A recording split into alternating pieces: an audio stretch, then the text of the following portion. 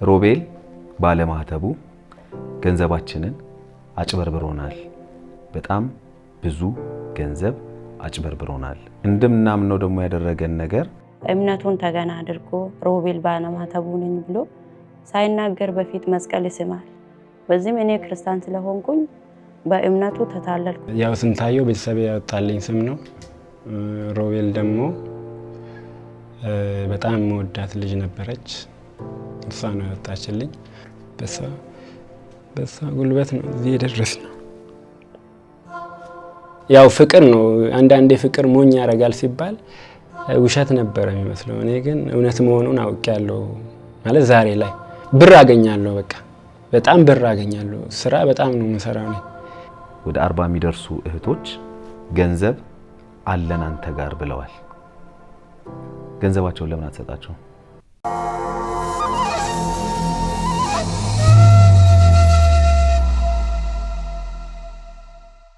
ሰላም ጤና ይስጥልን። የተከበራችሁ የዮሃ ሚዲያ ቤተሰቦች እንደምን ሰንብታችኋል?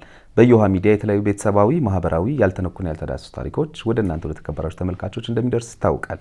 ዛሬም አንድ ታሪክ ይዘንላችሁ መተናል። ሮቤል ባለማህተቡ ነኝ በሚል ስም የምናውቀው ሰው ከ40 ያላነሰን እህቶችን በዱባይ ሀገር የምንገኝ እህቶችን ገንዘባችንን ይዞብን ተሰወረ ብለው እንግዲህ አንድ ታሪክ ከዱባይ ሆነን ለእናንተ ለተከበራችሁ ተመልካቾች አድርሰን ነበረ። ከየት ነው ያመጣነው? አረመኔነቱ፣ ጨካኝነቱን ከየት ነው ያመጣነው? ከየት ነው የወረስነው? አሁን እዚህ ጋር ማልቀስ ምናምን አንፈልግም። ህይወታችን በሱ ምክንያት ተበላሽቶ ነው ያለው። በጣም ብዙ ልጆች ህይወታቸው ተበላሽቷል። በእውነት ያማል። እውነት በጣም ከምለው በላይ ያማል። በእምባዬ የማይወጣልኝ ህመም ነው። በቃ ውስጤ በጣም ነው ቆስቶልኝ። እስካሁን እንደው ህልም ምናምን ነው የሚመስለኝ፣ እውነት አይመስለኝም። ሚስቱን ለማናገር ሞከርን። እሷም ማውራት አልፈለገችም። አላገኘውም ነው ያለችው። እህቶቼ በፈለጋችሁን ሰዓት ደውሉልኝ፣ እኔ ስደት ወንድማችሁ ነው እያለ ማስታወቂያ ይሰራል። ልጆቹ ይሄ ልጅ ጥሩ ነው እንደዚህ የመዳም ቅመሞች እንደዚህ ሆኑ ምናምን እያለ ተቆርቋሪ መስሎ ሲያወራ አየዋለሁ። እንደዚህ እነዚህ ሰዎች ይህን ሰው የሚያውቁት በትህትና ነው፣ በንግግሩ ነው፣ በመልካም ንግግሩ ነው። ዛሬ እዚህ አዲስ አበባ የሚገኘው ስቱዲዮአችን ላይ ሮቤል ባለማህተቡ መጥቷል። ምን ይነግረናል? በቆይታችን ሁሉንም ወደ እናንተ ወደ ተከበራችሁ ተመልካቾች እናደርሳለን። እኔ አለምሰገድ ታደሰ ነኝ። አብራችሁን ቆዩ። 4 ላይ ይደውሉ።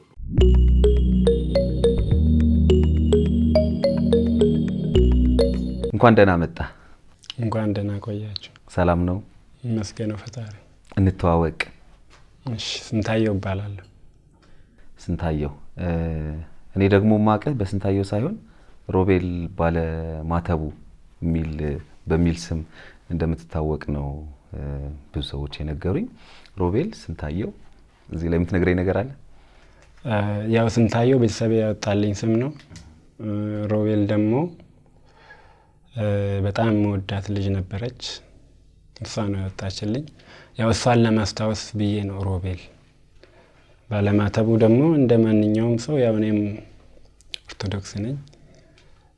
ዱባይ ከሄድኩ በኋላ ነው ሮቤል ነኝ ባለማህተቡ ብዬ በሚዲያ የመጣሁት። እንግዲህ በጣም ከባድ በሆነ ኬዝ ነው ያንተን ስም ያወቅ ነው። በተለይ ከሀገር ውጪ ዱባይ በነበርንበት ጊዜ በርካታ እህቶቻችን ጋር በተፈጠረው ነገር ነው አንተን ያወቅን። ስለ እግዚአብሔር ብለ ልዳንበት ብለ በሄርክበት ቦታ በእግዚአብሔር ብለ የደሃ ሀቅ መልስ ነው። የደሃ ሀቅ ደግሞ የትም አያደርስም። አንተ አውሮፓ ወላ እንግሊዝ የትም ለጊዜው ሊሆንልህ ይችላል፣ ግን አያዛልቅህም። ግን እስቲ ወደዛ ጉዳይ ቀጥታ ከመግባቴ በፊት ስለ ሮቤል ንገረኝ። ያው ሮቤል ብለህ ነው የምትፈልገው ወይስ በፈለግከው? ችግር የለው። እሺ ንገረኝ፣ ስላንተ፣ ስለ አስተዳደግህ፣ ስለ ልጅነትህ ልወቅ እስኪ ቀጥታ ወደ ጉዳዩ ከመግባቴ በፊት። እኔ የተወለድኩት ደብረ ዘይት ነው ሆስፒታል። መንታ ነው የተወለድኩት፣ ብቻዬን አይደለም። ቤተልሔም የምትባል መንታ አለች። ግን ለየት የሚያደርገው እኔ የተወለድኩ ቀን ነው አያቴ ወሰደችኝ። የዛኑ ቀን ማለት ነው ተወልጄ እና እናቴም ናት ብዬ ማቀው አያቴን ነው። ለሚሰማ ሰው ሊደብረው ወይ ሊደነግጥ ይችላል። እኔ የእናት ፍቅር ላለኝ ለአያቴ ነው። ምክንያቱም እናቴም ሌላ ሰው መሆኑን ያወቅኩት 2000 ነው እንደ ኢትዮጵያ ማለት ነው። እና ያም ሆነ ይሄ አያቴ ናት። በቃ ለኔ አያትህ እንደ እናት አድርገው ነው ያሳደጉ? አታውቅም እናት? እኔ አላውቅም። እኔ ያወቅኩት 2000 ላይ ነው። ግን እንደ ሰው ደግሞ ሆነ ስታስብ ይከብዳል። 16 ዓመት ላይ 15 ዓመት ላይ እናት ሌላ ሰው ነው ሲባል ከባድ ነው። በምን አጋጣሚ ያወቅ? እስኪ ምንድነው ያለው ነገር? መንታ ነበርን አልከኝ አይደለ? ከዛ በኋላ አንተ ተነጥለህ አያት ጋር አደግ። ምንድነው የተፈጠረው ነገር? እንግዲህ በሰዓቱ ነው የማውቀው ነገር የለም ማለት እናቴ ሌላ ቦታ ነው የምትኖረው። አይ ቲንክ በቄ ወይ ሰንዳፋ የሚባል አያቴ ደግሞ ጨፌ ዶንሳ ከደብረ ዘይት ወደ ውስጥ ገባ ብሎ እና እኔን አያቴ ወሰደችኝ። መንታ አያቴን ደግሞ እናቷ ወሰደቻት። ሁለት ስለሆርን ማለት ነው። እንግዲህ እኔ ጨፌ ነው ያደግኩት። እህቴ ደግሞ ያው እናቴ በጊዜው እሷ ነበር ወሰደቻት። እሷም ከትንሽ ጊዜ በኋላ ይመስለኛል ተመልሳ አያቴን ያሳደገችው። ራሴን ካወቅኩ በኋላ እህቴም አጠገቤ ነበረች ማለት ነው። እና ሁሌ ትመጣለች። እህት ናት፣ አክስት ናት ምናምን ነው የሚባለው እንጂ እናት ናት የሚባል ነገር ሊሉኝ ይችላል። እኔ አላቅም፣ ያኔ ላይ አላቅም። ግን 2000 ላይ እናት ናት ያም ሲል ግራ ገባኝ። ጀስት አሁንም ቢሆን ልክ እንደ ማንኛውም ሰው በጣም ነው የምወዳት፣ በጣም አከብራታለሁ። የእናት ፍቅር የአባትም ያለኝ ለአያቴ ነው። ደስ የሚያሰኝ ዜና ለቤት ፈላጊዎች ከጊዮን ጋዜት ኩባንያ ጊዮን ሆምስ ወሎ ሰፈር ላይ ወንጌላይት አካባቢ በማስታወቂያ ዋጋ ጥቂት ቤቶችን ለበዓል ይዞሎት መጥቷል። ከባለ 1 እስከ ባለ 4 መኝታ ክፍል ያላቸው 20 ሺህ ካሬ ሜትር ላይ ያረፈ ዘመናዊ መንደር ግንባታቸው ከ90% በላይ የተጠናቀቁ 10% ቅድመ ክፍያ ብቻ ከፍለው ቀሪውን 50% በባንክ ብድር የተመቻቸለት ሲሆን ከ5 እስከ 22% ቅናሽ ተደርጎበታል። ለሳይት ጉብኝትና ለበለጠ መረጃ በ0941 94 17 52 ላይ ደውለው አሁንኑ ይወስኑ። እንደው ምን ተሰማ ስታረጋግጥ? 2000 ላይ ያረጋገጥክ ማለት ነው እናት ማለት 2000 ላይ እናት ሌላ መሆንን ራሴንም ስላወቅኩ ምንም የሚሰማኝ ነገር የለም። አላዘንኩም ጀስት ምክንያቱም አያቴ በደንብ ነው ያሳደገችኝ። አሁንም ቢሆን በቃ ምንም ማድረግ አልችልም። ለአያቴ ነው ያለኝ። እናት ካሁን አለች? አዎ። እና ጠይቃት ታውቃለህ? ምክንያቱም ሁሉም እናቶች የራሳቸው ምክንያት አለው ብዬ አስባለሁ። ምክንያቱም ልጆችን ለአያት ወይ ለቅርብ ዘመድ አሳልፈው ሲሰጡ ወይ ከኑሮ ጋር በተያያዘ ከፋይናንስ ጋር በተያያዘ ሊሆን ይችላል፣ ከብዙ ነገር ጋር በተያያዘ ምክንያት ይኖራቸዋል። ምናልባት ያንን ምክንያት ለማወቅ ጥረት አድርጋል? እኔ ራሴን ካወቅኩ በኋላ እሷንም ማስጨነቅ አልፈለኩም። ግን እኔ የተረዳሁት መንታ ስለሆን እቴ እሷን ለመርዳት ወይ ደግሞ ይከብዳል። መንታ ልጅ እንደዚህ ለመያዝ ራሱ በጣም ስለሚከብዳት ጀስት መጥፎ ነገር አስባ ነው ብዬ አላስብም።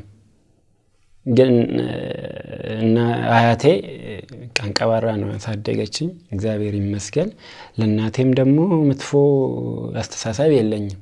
ለምን እንደዚህ ያላረገችም ለምን እንዲህ ያልሆነችም ብዬ አላስብም። ምክንያቱም በዛ ሰዓት ያለውን ችግር እሷ ናት የምታውቀው።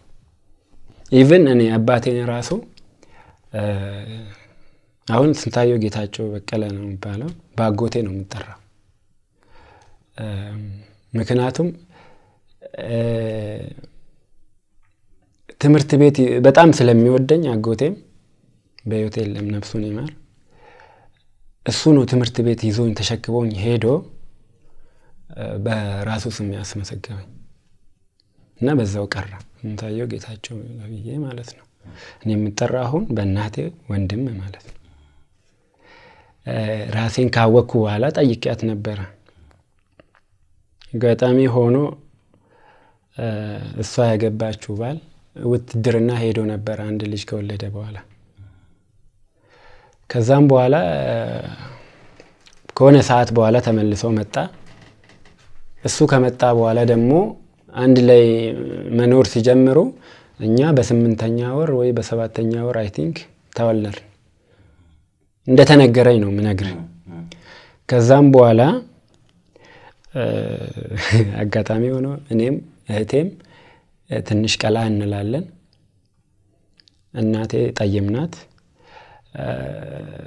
እሱ ደግሞ በጣም ጥቁር ነው። እና እኛ ስንወለድ ኦልሬዲ የኔ ልጆች አይደለም አለ ይመስለኛል እሱ። ከዛም በኋላ እኔም ራሴን ካወቅኩ በኋላ ጠይቂያት ነበረ። ሞተዋል ነው ያለችኝ። ነፍሱን ይማር ብዬ ዝም ነው ያልኩት። ኢቭን ምን እንደሚመስል እንኳን እኔ አላቅም። እና ይሄ ነው ያለው ነገር። እሺ እስኪ ስለ ወጣትነት ስለ ፍቅር ህይወት እናውራ። እንግዲህ በተለይ ደግሞ ስምህንም ከስንታየው ወደ ሮቤል ባለማተቡ ወደሚለው ስም ሮቤል የሚለውን ስም የሚወሰድኩት በፍቅረኛ እሷን ለማስታወስ የሚል ነገር ነግረህ ነበረ። መቼ ነው ምንድነው መቼ ነው የተጀመረው ይሄ ፍቅር ግን? አይ ፍቅር ብቻ ሳይሆን በነገራችን ላይ እኔ አሁን እንደዚህ ስታይ ወይ 20 ቤት ምናምን ሊመስል ይችላል። ራሴ እስከማቅ ድረስ ወደ 31 አመት የሆነኝ ነው የሚመስለኝ።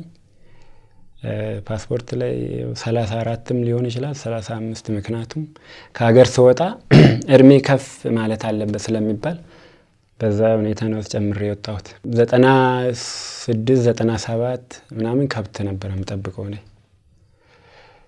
በዚህ አጋጣሚ በጣም ማለት በጣም ደሃ ነበር ልበል፣ ግን ጤነኛ ነን። በብር ደረጃ በጣም ደሃ ነበር እና ጀግና የሆነች አክስት አለች። እሷ አረብ ሀገር ነው የምትሰራው። ብቻ በቃ እኔ እስከ ራሴን ካወቅኩ በኋላ አስታውሳለሁ። ቁርበት ምናምን ነበር የምለብሰው። የሚለበስ አጥቼ አይደለም፣ ፎጣ አለ ስለሚበርድ ከላይ ቁርበት ከታች ቁርበት ነበረ።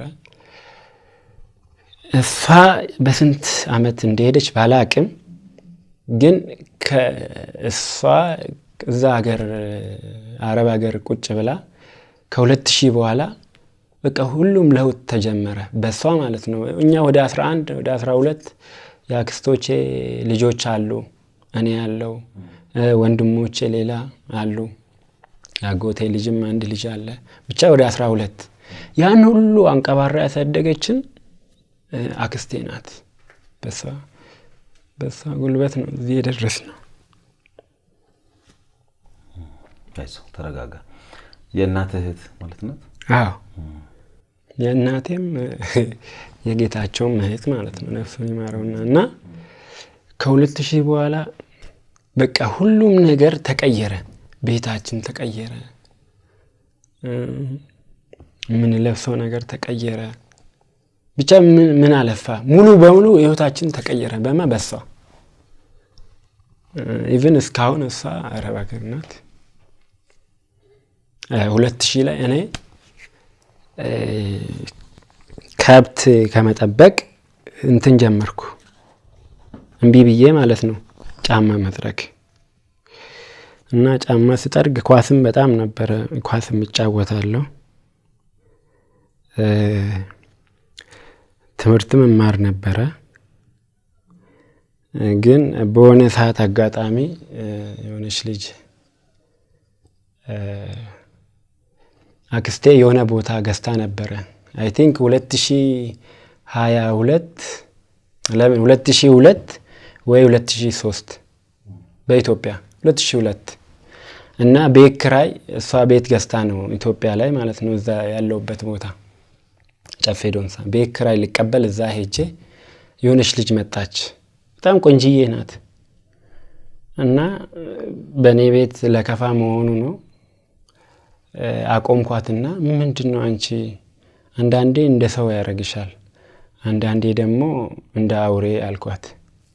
ከዛ ሳቅ አለችና እኔ ራሱ በጣም ትገርመኛለህ፣ አንዳንዴ እንደ ሰው ትሆናለህ፣ አንዳንዴ እንደ ጭራቅ አለች። በጣም ተናደርኩ። እና መጥፎ ቃል አልኳት። እሺ አመሰግናለሁ። ታውቃታለህ ከዛ በፊት? አላውቃትም። እሺ አመሰግናለሁ አለች። ከዛን ጠባልኩ በቃ። ከዛም በኋላ ፍቅር ያዘኝ ከሷ ማለት ነው። ከዛ ነው የጀመረው ፍቅር። እሷን ያፈቀርኳት ለማለት ፈልጌ ነው። እና ሌስትሮ ዲግሪ ያለኝ ማለት እችላለሁ። በጣም ጎበዝ ነኝ። በዛ በሌስትሮ ተነስቼ ጸጉር ቤት ከፍቻለሁ። ሳይክሎች ነበሩኝ። ፕሌይስቴሽን ቤት ከፍቻለሁ። ይሄ ሶል ጫማ የሚቀይሩ ሶል የለም፣ እሱንም ሱቅ ከፍቻለሁ። ኳስም እጫወት ነበረ። በዚህ ሁሉ ጊዜ የፍቅር ግንኙነቱን ጀምራችኋል እናንተ ወይስ? እኔ አፈቀርኳት በቃ። ያኔ ነው ፍቅር ያዘኝ በቃ። እኔ ኦልሬዲ እየተሰቃየው ነው። እሷ አታውቅም? ታውቃለች ማለት እሷም ልጅም ናት ታውቃለች። ከዛ ምን ሆነ መሰለ 2004 ይሁን 5 ወይ 6 እኔ 5 ላይ ሊሆን ይችላል። እኔ ለምን 2000 ምናምን ቤት ነው ብቻ ማለት እኔ ኦልሬዲ ጫማ ብር አገኛለሁ በቃ። በጣም ብር አገኛለሁ። ስራ በጣም ነው የምሰራው እኔ። ቢያንስ 6-7 አይነት ስራ አለ። መጨረሻ ላይም ደግሞ አረብ ሀገር የሄድኩበት ምክንያት እነግራለሁ። እና እኔ 7ኛ ክፍል እያለሁ እሷ 4ኛ ክፍል ነበር የምትማረው።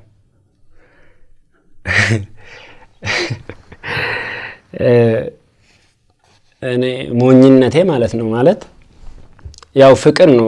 አንዳንዴ ፍቅር ሞኝ ያደርጋል ሲባል ውሸት ነበር የሚመስለው። እኔ ግን እውነት መሆኑን አውቄያለሁ ማለት ዛሬ ላይ። እሷን ለመጠበቅ ብዬ 7ኛ ክፍል 3 ደገምኩኝ ማለት ገባለሁ፣ እማራለሁ፣ የሆነ ሰዓት ላይ አቆማለሁ። ግን በውስጤ ውስጤ እሷን ለመጠበቅ ስትደግም ትደርስብኛለሽ። ከዛን ግን 4ኛ ክፍል ማለት ስንት ዓመቷ ነበር? 4ኛ ክፍል ማለት የሆነ 10 ዓመት ልጅ ምናምን። እሷ 4ኛ ክፍል በ7 ዓመት 1ኛ ክፍል ቢገባ በአንጻራዊ ብዬ ነው። በ8 2 በ9 ወይ 4 ወይ 5 ናት እሷ። እድሜዋ ልጅቷ ትንሽ ናት ግን እንትን ትላለች ማለት 12 ዓመት ምናምን ይሆናታል ወይ 14 ወይ 13 ምናምን ብትሆን ነው። እንግዲህ በልጅነት ነው እንግዲህ ፈጣሪ ነው እሱ የሚያውቀው ለምን እንደዛ እንዳደረገ። እና እንደዛ ሆኖ እያለ አንተ ራሱ ልጅ ነበርክ ማለት እንዴት 16 ወይ 16 ሞልቷል በዛን ጊዜ ይመስለኛል። 15 16 ይሆናል። ሲጀመር እኮ ፍቅር በቃ ዝም ብለን የምትወደው ከልጅነት ጀምሮ ነው ታውቃለህ። እያደኩ በመጣው ቁጥር እንደውም እየባሰ መጣ እንጂ እየጠበቅኩኝ ከዛን መጨረሻ ላይ እሷ 7 ልገባ ስትል ልጅቷን ወስዶ አዲስ አበባ ያን ሁሉ አዎ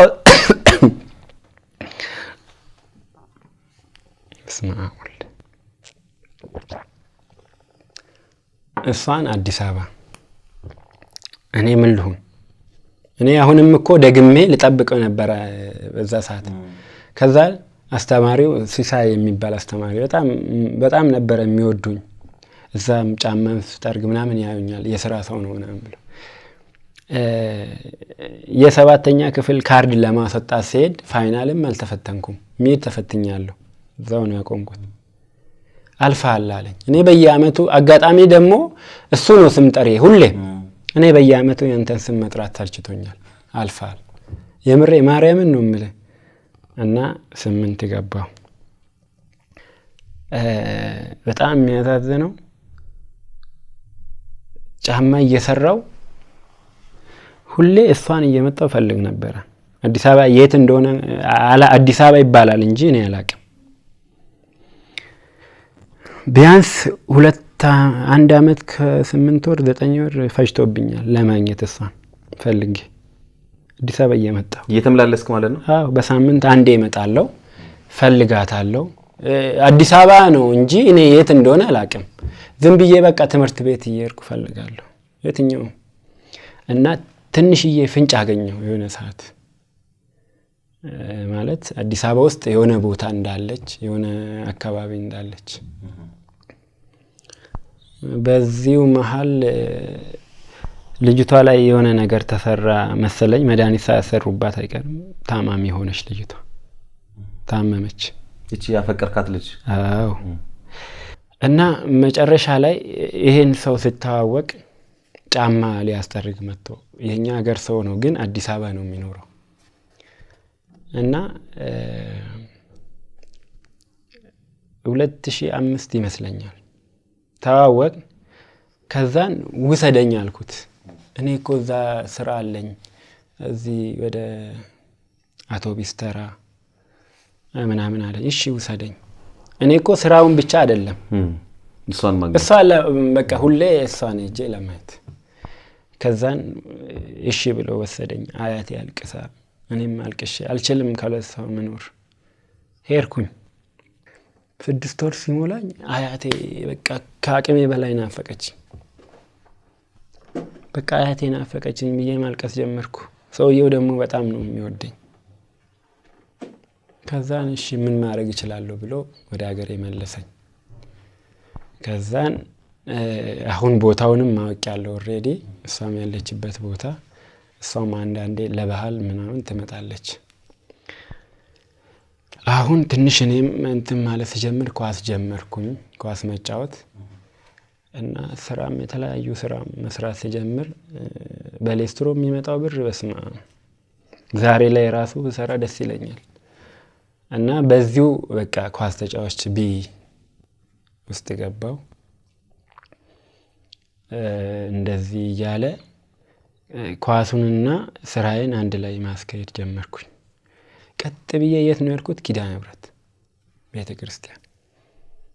ብዙም ምንም አላልኩም፣ አለቀስኩ። በቃ እናቴ በቃ ከውስጤ አውጪልኝ ወይ ደግሞ የሆነ ነገር ፍጠሪ ብዬ አልቅሼ ተመለስኩኝ። ማታ ነበረ ወደ 9 ሰዓት ምናምን የ20 ደቂቃ መንገድ ነው። ከዛ እሷ ደግሞ ወደ አዲስ አበባ ለመመለስ ኦሬዲ ሄዳለች። ደወለች። ምን እንደሆነ አላቅም፣ ስላንተ ጥሩ ነገር ማሰብ ጀመርኩ አለች። ገረመኝ። አስቡ 30 ደቂቃ እንኳን አይሆንም። በቃ ከልቤ ነበረ ኪዳነ ምሕረት ሄጄ ያለቀስኩት። በ30 ደቂቃ ውስጥ ደውላ ውስጤ የተቀየረ ምን እንደተፈጠረ አላቅም አለች። ጎሽ እግዚአብሔር ይመስገን አልኩና ከዛም በኋላ ማውራት ጀመርን። እኔ ኖኪያ ነበረ የሚይዘው ያኔ፣ እቺ ባለ 350 ብር ማለት ነው። ለሷ የሆነ እኔም ስራ በደንብ 2007 ላይ ይሆናል። አሁን ደህና ሞባይል ዋዊ 16 ነው የሚባለው በ1800 ብር ገዝቼ ስጦታ ሰጠዋት። ኦሬዲ በቃ ጓደኛ የሆነች ማለት ነው። ከዛን የሆነ ሰዓት ላይ ደግሞ ተመልሳ ስትመጣ አልነገረችኝም። እሷን የሚፈልጋት ሌላ ልጅም ነበረ። እኔ ደግሞ ለሌላ ምክንያት ነበረ የእናቷ ጓደኛ ጋር እየሄድኩ እሷን ከሚፈልጋት ልጅ ጋር እያወራች ነበር። ተናደርኩ። ከዛን ገባው። መጣች። እንዴት አልነገርሽኝም? በጥፊ አጋጣሚ ሆኖ ደማ። በስንት መከራ ታረቅን። ከዛን ተመልሳ ወደ አዲስ አበባ ስትሄድ ይቅርታ እኔ ሌላ ጓደኛ ይዣለሁ። ምን? አዎ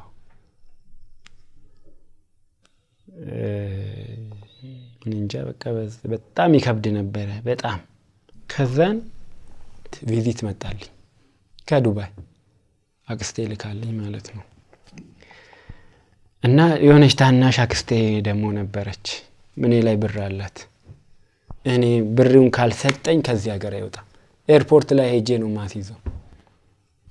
ይሄን ብር ነው የነበረብህ? ስራን ተለወጥ ብላኝ ነበር የሰጠችኝ። በቃ ቪዛው መጣልኝ። እሷ አስጨነቀችኝ። አያቴ ወይፈን ነበራት። አንድ ወይፈኑን ሸጠችው ለኔ ብላ። ነፍሱን ይማረውና የሆነ መልካም ሰው እዚህ አዲስ አበባ ነበረ። እሱ 5000 ሞላና 20000 ለሷ ተሰጠ። ለኔ ትኬቴንም ተቆርጦልኝ ወደ ዱባይ ሄድኩል። መቼ ማለት ነው? 2008 ይመስለኛል 2008 መጨረሻ አካባቢ።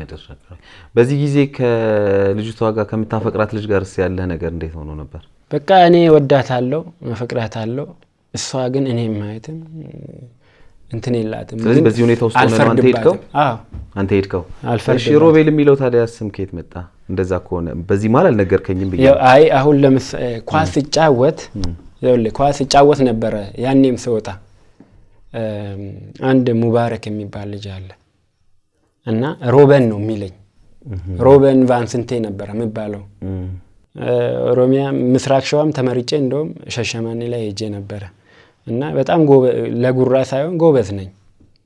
ሮበን ማለት ኳስ ተጫዋች አሪያን ሮበን። እሺ እዛው ተቀየረና ሮበን ቫንስንቴ አሉኝ። እኔ ደግሞ እና ስንታየው ስለሆነ እሺ ሮበን ቫን ማለት በአብዛኛው ቫን ፔርሲ ቫኒስትሮ ምናምን እና ሮበን ቫንስንቴ ፈጣኝ ስለሆንኩ ማለት ነው።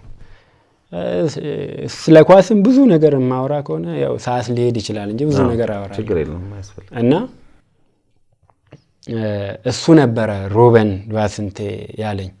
እሷ ደግሞ በመሃል የምን ሮበን ቫንስንቴ ነው ሮቤል ነህ አለችኝ። ገባ? ያን ሮበን የሚለውን ወደ ሮቤል ቀይራ ሮቤል ነህ አንተ ብላ ስሜን መጥራት ጀመረች። ስለዚህ በዚህ ምክንያት እሷን ለማስታወስ ነው ሮቤል። እሷን ለማስታወስ ሮቤል ብዬ የሱን ትቼ የሷን ያስኩኝ። መጨረሻው ምን ሆነ ያንተና የሷ ግንኙነት? መጨረሻ ማለት እኔ ዱባይ ከሄድኩ በኋላ አጋጣሚ ሆኖ ሄጄ በሶስተኛው ቀን ነው ስራ ያገኘው። እድለኛ ነኝ እግዚአብሔር ይመስገን። በሶስተኛ ቀን ስራ አገኘው። ጎማ ካምፓኒ ነው እና በዚሁ እየሰራው ሌላ ነገር አጋጠመኝ። እሱም እኛ የምንሰራበት ቦታ ቆይ ጥያቄን አልመለስክልኝም። ያንተና የሷ ጉዳይ በቃ ኦሬዲ እኔ ዱባይ ሄጃለሁ እኮ። ተለያያችሁ? ተለያየን። ከሷ ጋር ግን እሷ ትራቀኝ እንጂ እኔ ከ50 በላይ ሲም ካርድ አውጥቻለሁ ብሎክ እያደረገች። እሷም እንደው ፈጣሪ ፈቅዶ የሆነ ቀን ማለት ችግሯን እንግዲህ እሷ ናት የምታውቀው ብትናገር ምን እኔ ማወቅ ራሱ ፈልጋለሁ እና ታረገኛለች ብሎክ። ሌላ ፌስቡክ ከፍታለሁ ታረገኛለች፣ ሌላ ታረገኛለች። በጣም የመጨረሻ እንደውም ራሴን ራሱ ለማጥፋት የተነሳሳውበት ነገር እሷ ለኔ አስባ ሊሆን ይችላል ያረገችው። ምክንያቱም ተስፋ እንድቆርጥ በቃ እንደዚህ ሁሌ ሳውራት ሳስቸግራት ከሌላ ሰው ጋር እየተሳሳመች ላከችልኝ። በቃ ደነገጥኩ። ተቃለ ራሴን ላጠፋ አሰብኩ። ሬዲ ወሰንኩ በቃ። እና እኔስ እሺ ራሴን ባጠፋ የመጣልኝ ያሰብኩት ማለት ነው። ባጠፋ እቺ ልጅ ወደፊት እንዴት ነው የምትሆነው? እኔ የሆንኩላት እኔ የተሰቃየውላት ምን ያህል እንደተጎዳው ታውቃለች። በዛ ላይ ያማታል። የኔ መትረፍ ለሷም ይጠቅማታል። የኔ ሞት ግን እሷንም ሊገል ይችላል፣ ራሷን ልታጠፋ ትችላለች ብዬ ነው ማምላክን ያሰብኩት። ከዛን እንትን አልኩ፣ ራሴን አረጋጋው። በእንደዚህ አይነት ነገር ላይ ያለ ሌላ ነገር ደግሞ አጋጠመኝ።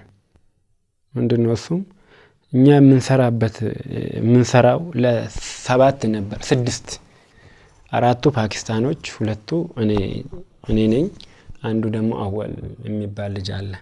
2ቱ እኔ ነኝ፣ አንዱ አወል የሚባል አንዱ እኔ ነኝ፣ አንዱ ደግሞ አወል። 4 ፓኪስታንና 2 ኢትዮጵያዊ። እኔ አንድ ነኝ፣ እሱ 2 እነሱ 4 6 እና 6ታችንም አንድ ቤት ውስጥ ነው የምንኖረው። አርብ እረፍት ነው። በመሃል የሆነ ቀን አርብ ወጣ። እኔ እንደ ሰው እንኳን እንደዛ ወደዛ መሄድ አልወድም። ወጣው ስመለስ አወል የለም። እሱ ብዙም ሰው ስለሚያውቅ አረብ ሀገርም ኖሮ ስለሚያውቅ የለም። 3 ፓኪስታኒ ውጪ ናቸው በር ላይ ቆሟል። ፎቅ ላይ ነው የምንኖረው። አንዱ ደግሞ ከሌላ ጋር ውስጥ ነው። አልገባኝ። እኔ ሴት ምናምን ነበር ያሰብኩት ጓደኛውን አምጥቶ። ከዛ እኔ ማር ቤት ቁጭ ብዬ አንዱ ሲወጣ አንዱ ይገባል፣ አንዱ ሲወጣ አንዱ ይገባል። አራተኛው ገብቶ አለቀ። እና ሲወጣ እንትን ፊሊፒኒ ይሁን ብቻ ሰው ነው፣ የሌላ ሀገር ዜጋ ነው። አይኑ እንዲህ ያለ ነው። ወጣ። እዚህ ጋር ጸጉሩ እንደዚህ ያደረገ፣ ሌላው የለውም። እዚህ ጋር ብቻ እንደዚህ ጸጉር አለው። ትንሽ ትንሽ እንግሊዘኛም አረብኛም አውቃለሁ፣ አውቄያለሁ። እንግዲህ 1 ዓመት ሆኜኛል። እሺ ዋዛ አልኩኝ ነኝ። ይሄ ምንድነው እንደማለት ነው እንግዲህ የሚመስለኝ። ፋክ ምና በቃ ብቻ ወንድ ልጅን አምጥቶ ተራ በተራ ያረጋሉ፣ ፓኪስታኖቹ ማለት ነው። አበርኳ እኔ ምክንያቱም እኔ የማውቀው ነገር የለም፣ እንደዚህ አይነት ነገር አይቼም ሰምቼም አላቅም። አበርኩልህ። ይሄማ አይሆንም፣ እኔ እዚህ ቤት አልኖርም። አወል ሲመጣ ላንተ አዲስ ነው እንደ ይሄ ይለኛል። እሱ ደግሞ እኔ አልኖርም እንዴ ነገ እኔን እነሱ ቢያጡ እኮ ነገ እኔን ለሊት እኔ የሆነ ነገር ነክቶ ቢያረጉስ? እኔ አልኖርም እና ቤት እንፈልግ፣ ከፈለግን አንተ የራስህ ጉዳይ። እኔ ወጣሁ ማለት ያለት እንደምንም ቁጭ ብዬ ነው አደርኩት። ስላድኖ እንኳን ስለጥፍ ምን የምተኛበት ቦታ ነቅሎ ነው የጣሉብኝ። እንደምንም ስዞር አንድ ሰው አገኘው፣ አበሻ እንደኔ የኦሮምኛ ቋንቋ የሚናገር ተናጋሪ ልጅ ነው አገኘው። እዛ ገባው። ሲገባል ቤቱ ይሄንን ነው የሚያክለው። 20 ሴት በዚህ ጋር 20 ወንድ በዚህ ጋር የሚተኛበት። መቼም ይሻለኛል፣ በቃ የሀገሬ ዜጋ ነው፣ የፈለገ ነገር ይሁን በቃ እዚሁ ነው የምኖረው ብዬ እኔ ከዛ ወጥቼ የት ገባው? እዚህ 40 ሰው 41ኛ እኔ እንደ እንትን ነው የቆጠርኩት። በዛ ሰዓት እነሱ ከሀገር ቤት ሰው ያመጣሉ ወንዶች፣ ሴቶች ደግሞ አምጥቶም ያስገባሉ። ኢጃዛ ቤት እንደሚባለው ነገርም ያስቀምጣሉ። በቃ 3 ወር ለመሄው እንደዚህ ሲጀመር የመጀመሪያው በርጋ የተኛው ልጅ ካልተነሳ ቀዳዳ የለም። የመጀመሪያው ሲነሳ ሁለተኛው፣ ሁለተኛው ሶስት፣ እንደዛ ነው። ማምላክን በጣም የሚገርም 3 ወር ሙሉ ነው 4 ወይ 5 ሊሆን ይችላል ኖርኩ እዛ። ለምን እነዛ በቃ ስላስጠሉ። እነሱ ግን ለኔ ያላረጉት ነገር የለም። ለአረቡ እንዳልናገር ይሄ የሚበላ ዶሮ ምናምን ምናምን የ2 ወር የ3 ወር እንትን ነው የገዙልኝ እንዳትናገር ብሎኝ። ሜቢ ከእንጀራ ገበታቸው ላይ ሊነሱ ይችላሉ ብዬ እኔም አልተናገርኩም። የገዙልኝም ነገር እዛው ትቼላቸው ወጣው። እዛ መኖሩ ጀመርኩ። ከዛም ጭንቀት ውስጥ ደግሞ ትንሽዬ ቤት ለብቻ ተከራየሁ እዛው ላይ። ሌላ ነገር ደግሞ አሁንም ስራ እየሰራሁ በዚህ ነገር ውስጥ እያለው ከጓደኛ ከመወዳት ልጅ አሁንም አራኩም። በተለያየ ሴቶኛ አወራታለሁ ፌስቡክ ላይ። እንዴት ነሽ? የእግዚአብሔር ሰላምታ፣ ሌላ እኮ ምንም የለም። በቃ የእግዚአብሔር ሰላምታ አወራት ነበረ። ከነቃች ብሎክ ነው የምታረገኝ። ከጓደኞቿን ምናምን እየፈለግኩ እነሱ በእጅ ዙር የሆነ ነገር እንዲያረጉላት፣ ስትታመም የሆነ ነገር እንዲያረጉላት ብር ምናምን እየከፈልኩ፣ እሷ ሳታቅ ማለት ነው። እሷ እንዳረግላት አትፈልግም። ለባህል ሙሉ ልብስ ምናምን አውቆ እንደዛ። በእንደዚህ አይነት ነገር ውስጥም ደግሞ ሌቦች ጓደኞች ነበሯት። ጀስት እኔ መቼም ያፈቀረ ሰው ፍቅር ምን እንደሆነ ይረዳኛል ብዬ ነው የማስበው። እና አንድ ሰውዬ እንትን ነው፣ ሌላ ሀገር ዜጋ ነው፣ ኦማናዊ ነው። ሁሌ ሲመጣ ብር ይሰጠኛል እቃ ሲገዛ። ሁሌ ሲመጣ በቃ ጎማ ነው የሚገዙት። እኔ ደግሞ በቃ ጎበዝ ስለሆንኩ ቀልጣፋ ስለሆንኩ ቶሎ ስለምጭን ምናምን እያልኩ ዝም ብዬ እቀበልላለሁ። 50 ይሰጠኛል። ሌላው እኮ አይሰጥም፣ ለኔ ብቻ። ከዛን ቁጥሬን የሆነ ቀን ወሰደ። ሐዋርዩ ማለት ጀመረ።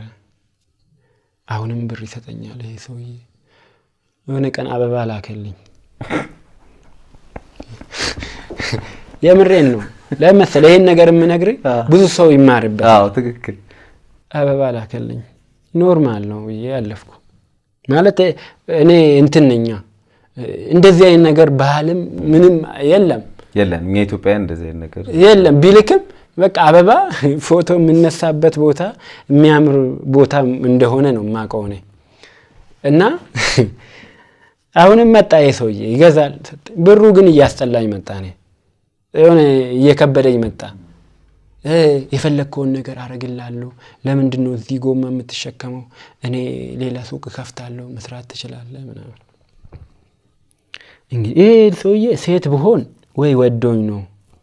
ግን እውነት ለነገሩ እኮ እንደ አባትን ፈጣሪ ሊሰጠኝ ይችላል ብዬ አመሰግናለሁ ፈጣሪን። የሆነ ቀን ልብ ቅርስ ላከልኝ። ቦስ አልኩት። ቦስ ማለት ያው እንደ የክብር ስም ነው ይመስለኛል። ቦስ ሚ ኖ ሌዲ አልኩት። አይ ኖ አለ። ኦኬ አልኩና እዚህ በሌላው ቀን ለምን ምግብ አልጋብዝም አለኝ። ኦኬ ምን ችግር አለው? ማፊ ሙሽኪል አልኩት። ችግር የለውም። ከዛ ሎኬሽን ላከልኝና ቻርጃ ሆቴል አለኝ። አርብ ነው እረፍቴ። ቻርጃ ሆቴል ደግሞ እኔ ከምኖርበት ትንሽ አይርቅም።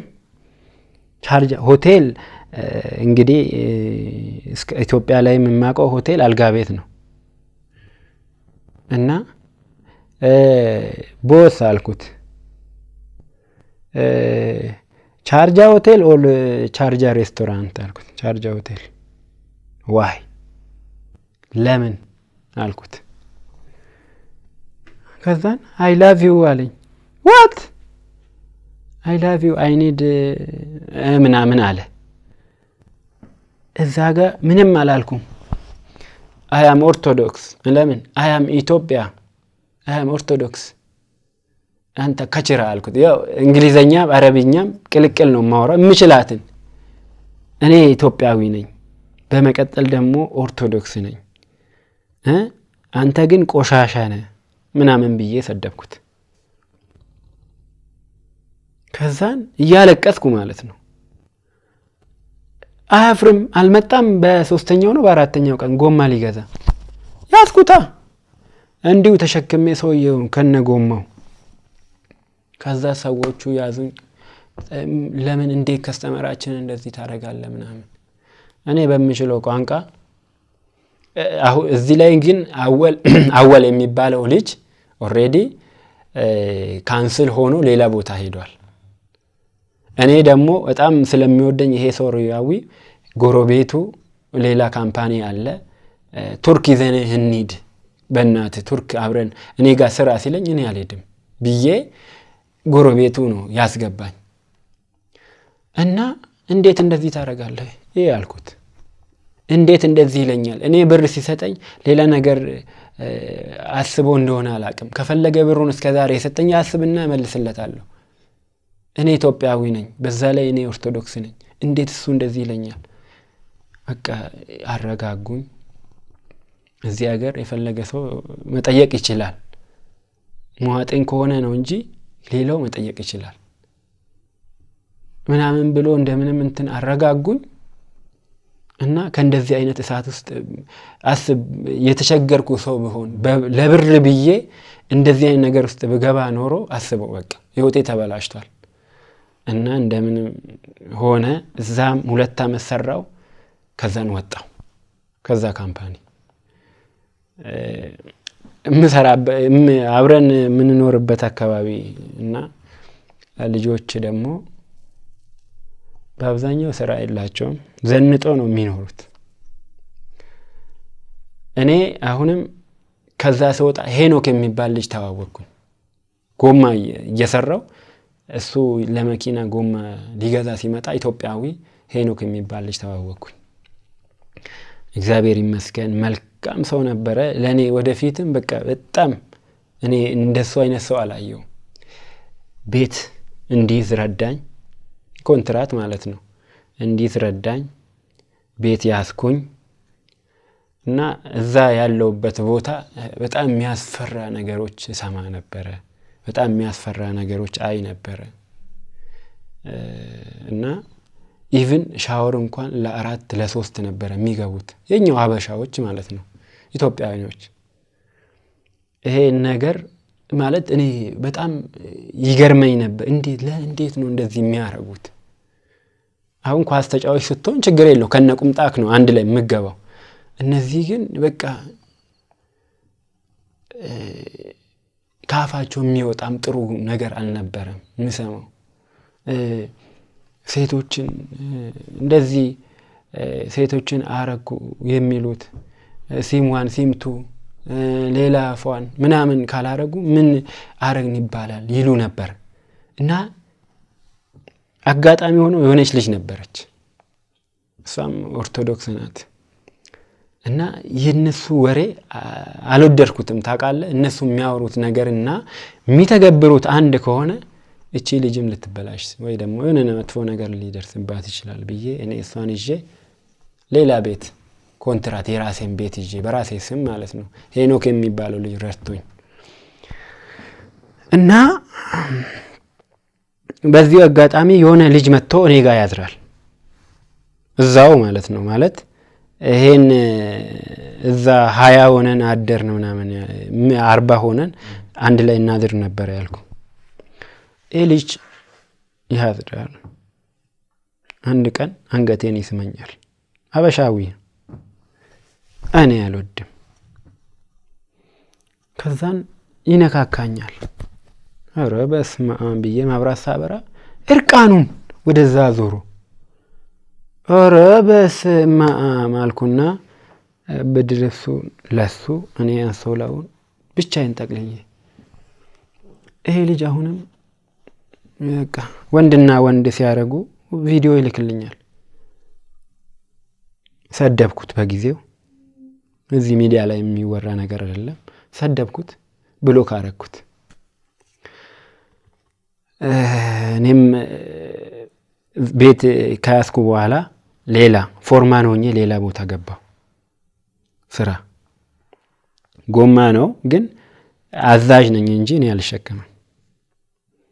በዚህ መሃል ውስጥ ግን እኔ ከ20 ልጆች በላይ ከኢትዮጵያ ወደዛ ወስጃለሁ። የማያውቁኝ በራሳቸው ብርም ይሁን በእኔ ብርም። ግን ቤተሰቤ በጣም ነው እዚህ ዱባይ ላይ ሲሆን በጣም ነው የሚናፍቁኝ። ኢትዮጵያ ሲሄድ በጣም ነው የሚያስጠሉኝ። የማ ቤተሰብ? የራሴ። ለምንድን ነው? እሱን እናወራለን መጨረሻ ላይ። አሁን የተለየ ምክንያት አለው? አዎ። እሺ። እና ከዛን ይደወላል። እንደዚህ ሀገር አይደለም። ለኔም ተደወለ፣ እሱ ጋርም ተደወለ። ለ3 ነው የምናወራው። በአረብኛ ነው እንግዲህ። አንደኛ ሁለተኛ እዚህ ሀገር ተቀጥረ መስራት አትችልም። ለመች ለ1 አመት። ሁለተኛ ደግሞ የራስን ካምፓኒ ከፍተ መስራት ትችላለህ ነው። አዎ እሺ። ብሎክ ምን ይሻላል? አይ ሁለተኛ ለ1 አመት ሌላ ቦታ ተቀጥሬ እንዳልሰራ ምርጫዬ እሱ ሆነ። ከዛን ፓስፖርቴን እንዲሰጠኝ አስደርጉልኝ ብዬ ፓስፖርቴ ወሰድኩኝ። ብሎክ አረገኝ። ይሄ ሄኖክ የሚባለው ልጅም አለ፣ ሌላ ልጆችም ነበሩ። እነሱ እንዲረዱኝ አርጌ ካምፓኒ ከፈትኩ። እኔ ካምፓኒ ማለት በቃ እዛ ሀገር ላይ ላይሰንስ ማውጣት ብቻ ነው ካምፓኒ ነው የሚባለው። እኔ 2021 ይሁን 22 ለምን 2022 አካባቢ አወጣው ላይሰንስ ማለት ነው። የምን የጽዳት። ከዛም ብር ወስጄ ነው እንጂ ኖሮኝ አልነበረም ያኔ። ይሄ ሄኖክ ያልኩ ልጅ ረድቶኝ፣ ሌላ እህቶች ነበሩ ረድቶኝ አወጣው።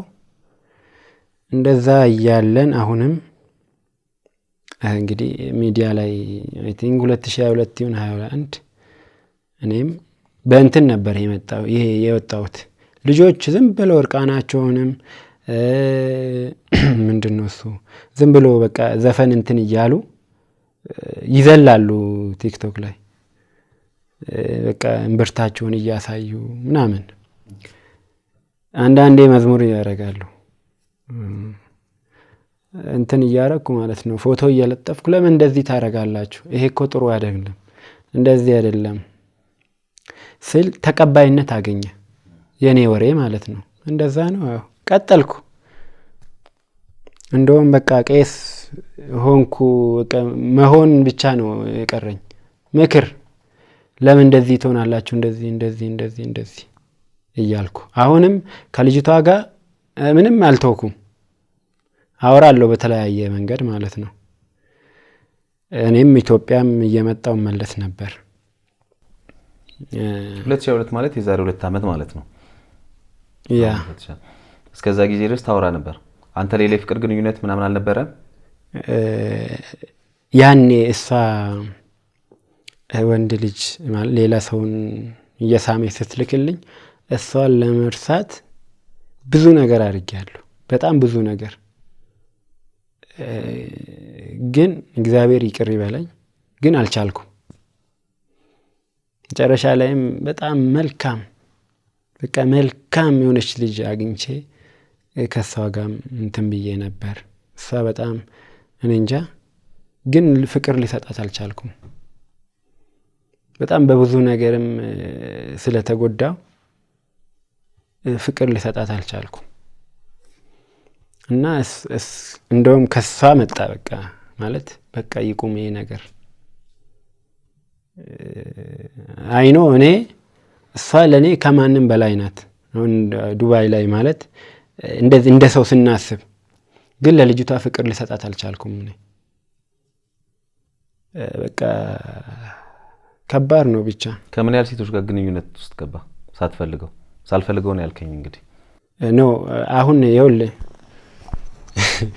ምን ያህል ሴቶች እኔም ብትጠይቀኝም እኔ ይሄናል ነው ልል አልችልም ነገር ጥያቄ ጠየቅኩ ይሄን ቪዲዮ ብዙ ሰው ያያል ዱባይ ላይ ያሉ እህቶችም የትም ቦታ ያሉ ያዩታልና ይሄ እንደዛ አንፃር አዎ ግንኙነት ማለት እኔ ቢያንስ በጣም ብዙ ሺህ ሰው አውቃለሁ ግንኙነት ደግሞ እኔ አጥፍቼም ከሆነ እንደዛ አይነት ስህተትም ከሆነ ለንስሐ አባቴ ነው የምነግረው እንጂ ላንተ መቼም እንደዚህ 100 ቢሆን 100 ነው ብዬ ባወራ አንተን ምን ይጠቅማል ነው ይቅርታ እንድትጠይቃቸው ነው እኔ 100% እርግጠኛ ሆኜ እኔ አፈቅርሻለሁ እኔ ወድሻለሁ ወደፊት አገባሻለሁ ብዬ የሆነ ነገር ያረኩት ነገር የለም ኦኬ ግን አንድ ልጅ እንትን ብያለሁ እንደውም በቃ እሷንም ወደፊት እሷን ነው ማገባው ብዬ ወስኛለሁ ግን ፍቅር ሊሰጣት አልቻልኩም ልብ ውስጥ ያቺኛው ልጅ ስላለች እዚያ ጋር በቃ አልወጣ ስላለ እሷን ጨረሻ ላይ ከሷ መጣ በቃ ይሄ ነገር እዚህ ላይ ይቁም ለይተዋል ግን እልህ ነው ወይንስ ፍቅር ነው ፍቅር ነው እዚህ ካለችው ጋር ያዘ ፍቅር ነው እልህ ምን በጣም ጥሩ ሐሳብ ነው ያነሳው ለምንድነው ላልከው ምናልባት ፍቅር አንዳንድ ጊዜ የሆነን ሰው እንወዳለን እንደ ሰው ማለት እንደ ወንድ አሁን ለምሳሌ አንድ ወንድ አንዲትን ሴት ይወዳል ሊወዳት ይችላል ፍቅሩ የበለጠ ሊጨምር የሚችልባቸው መንገዶች ተብሎ የሚገመቱ ነገሮች አሉ አይደል አብሮ በመኖር አይደል ብዙ ነገሮችን በማድረግ ያን ፍቅር ወደ ተሻለ ደረጃ ማሳደግ ወደ ትዳርም ወደ ምንም ያለ ይሄዳል አንተ አላገኘዋትም ብለኛል ገባላ አይ ኢትዮጵያ መጥቼ ኦኬ ቆይ አንድ ጊዜ መልስልኝ ምናልባት ከተሳሳትኩ ማስተካከል ፍቅር በዛ ደረጃ ሊያድግ ይችላል እልህ ደግሞ የሚሆነው ምንድነው እቺ ሴት ይሄን ያህል ጊዜ እየወደድኳት እንዴት የኔ አትሆንም የሚል ስሜት ደግሞ ሊሰማን ይችላል እንደ ሰው ማለት ነው እንደ ሰው ነው የሚሰማን ማለት በተለይ ከሌላ ሰው ጋር ስትሆን ሊያናድደን ይችላል ከኛ ጋር አለመሆኗ በራሱ የሚፈጥርብን ስሜት ሊኖር ይችላልና ምናልባት ይሄ እሷን ማጣት እንደ ሽንፈት የምንቆጥርባቸው አጋጣሚዎች ሊኖሩ ይችላሉ ከነዚህ ከሁለቱ የትኛው ጋር ነው ወንድሜ 2022ም ሊሆን ይችላል መጥቼ በአካል ተገናኝተን አውርተን የኔም ሆናለች ኦኬ የኔ ስትሆን እሷ ለኔ ፍቅር ማለት እወዳለሁ እንጂ አላፈቅርም የሚባል ነገር አለ እንግዲህ ወይ ፊልም ላይ እንደምታየው ህንድ ፊልም ላይ እንደዚህ አይነት አማርኛ አለ ገባ እወድሃለሁ እንጂ አላፈቅርህም ወደፊት ላፈቅር ይችላል የሚባል ወሬ የህፃን የሚያወሩት ማለት ነው እንደዚህ አይነት በቃ እሺ እኔ ራሴን ጎድቼም ያንተ ልሁን ብላ ጓደኛዬ ሆናለች እና ለኔ ፍቅር መስጠት አልቻለችም የኔም ችግር ሊኖር ይችላል እኮ ችግሬን ግን እኔ ካልነገረችኝ እኔ በምን አውቃለሁ እንደዚህ የሆነ ምን እንደወሰንኩ ታውቃለህ እኔ ልጎዳ በቃ እኔ ልጎዳ አንቺ ደስተኛ ሁኚ ከሌላ ሰው ጋር እኔ ልክ አንተ እንደምትወደኝ ሁሉ ልክ እንደ ንባብ ነው ምናል እንደምታፈቅረኝ ልክ እንደ ንባብ ነው የተረዳሁት አንብቤ ንባብ ስታነብ የሆነ ነገር ትረዳለህ ልክ እንደዛ ነው የተረዳው ምናል እንደምትወኝ ምናል እንደምታፈቅረኝ ነገር ግን እኔም በጣም የምወደው በጣም ማፈቅረው ሰው አለ አለች ግን በቃ እሱ ይቅርና እኔ ያንተ ልሁን ብላ ጓደኛዬ ሆነች ቢያንስ አንድ 6-7 ወር አይ ቲንክ መጣውና እንደዚህ በቃ አስቀምጫት ጓደኛዋም ነበረ እኔ በኔ ምክንያት አንቺ እንድትጎጂ አልፈልግም አቃለሁ ካንቺ ስለይ እኔ እንደምጎዳ አቃለሁ አንቺ ደስተኛ ሁኚ እኔ ይሄው ከአሁን በኋላ ከህይወቴ ወጥቼልሻለሁ ከህይወትሽ ወጥቼልሻለሁ ብዬ ሄድኩ ተመልሼ ገባ ወስኜ እኔ ያቺን ልጅ ከዛች ልጅ ጋር ጀምሬያለሁ ማለት እሷን ካልኩ በኋላ ነው እኔ በቃ ሌላ ሰው ይዤ እሷን መርሳት አለብኝ ብዬ ወስኜ ማለት ነው በቃ ራሴን እየጎዳው ልኖር ነበር እኔ ሌላ አግብቼ ግን በቃ አልቻልኩም ታውቃለህ እንደዛም እያለ እየኖርኩ ነበር